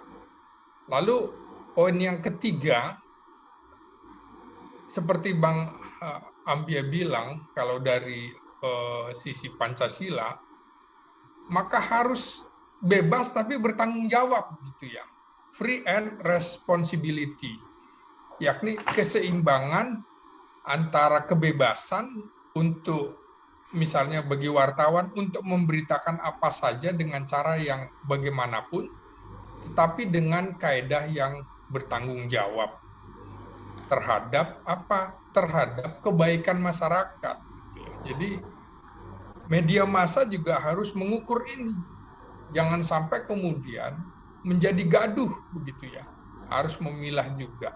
Termasuk aktor politik itu tadi, Krisdayanti. Kalau ini membuat kegaduhan, ya seharusnya dipikirkan lebih dahulu. Dan yang terakhir, sebagai jurnalis tentu harus melakukan kritik juga yang konstruktif. Media harus memerankan dirinya sebagai pengawas masyarakat dengan mewujudkan fungsi kontrol sosial. Saya pikir itu 4 kesimpulan dari etika politik yang bisa saya kemukakan. Demikian Kang Asep, makasih. Terima kasih, Selamat Ginting. Terakhir mungkin ke Ibu Leli. Baik. Bisa ambil dari kasus ini. Ya, pertama saya ingin mengatakan bahwa sekali lagi kita harus tahu dan sekali lagi kita bisa membuktikan bahwa sebenarnya berkomunikasi itu tidak mudah. Berkomunikasi itu sulit. Itu soal kenapa berubah tanda baca aja orang bisa berkelahi, bisa bunuh-bunuhan, bisa salah persepsi. Karena itulah anak semester 1 di prodi ilmu komunikasi kan kita ajarkan we cannot not communicate. Tapi gitu kan, kesalahan dalam berkomunikasi itu yang bikin fatal tadi, yang saya contohkan, bisa kita bilang, Bang Selamat, saya suka jambu monyet. Tapi dengan Bang Ambia saya bilang, udah Ambia, saya suka jambu monyet. Nah, padahal cuma dirubah intonasinya, kalimatnya sama, tanda bacanya yang beda, tapi kan berakibat fatal. Seolah-olah bahwa saya tuh ngomongnya dengan dengan Ambia itu marah, tapi yang ini tidak. Nah, yang kedua, bahwa komunikasi politik itu bukan komunikasi yang bersifat linier seperti yang digagas Laswell. Jadi, teori Laswell itu sudah gugur di panggung politik. Komunikasi di DPR itu sudah berubah menjadi interaksional, konvergen, bahkan sirkuler dan transaksional. Jadi dengan demikian, harusnya politisi dan termasuk kita-kita nih belajar tentang sistem dan model komunikasi politik. Sehingga kita pun menjadi tahu teori Laswell itu tidak lagi berlaku, karena Laswell hanya berhenti pada efek. Laswell tidak pernah membicarakan umpan balik. Padahal yang terjadi pada fenomena Krisdayanti adalah umpan balik, yaitu terjadinya pro dan kontra.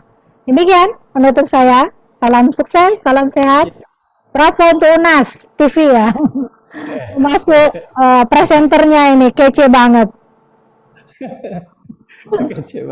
Oke, terima kasih Bu Leli, sahabat TV UNAS. Tidak terasa kita sudah sampai di penghujung sesi tutur opini episode ketiga ini. Terima kasih. Saya ucapkan terima kasih kepada ketiga narasumber kita, Bu Leli. Sama-sama. Assalamualaikum. Bang Ginting, Uda Ambia, dan tim Nika ya, produser. Dan semuanya. Terima kasih yang sudah menyempatkan waktunya untuk hadir dan menjadi Person yang hari ini.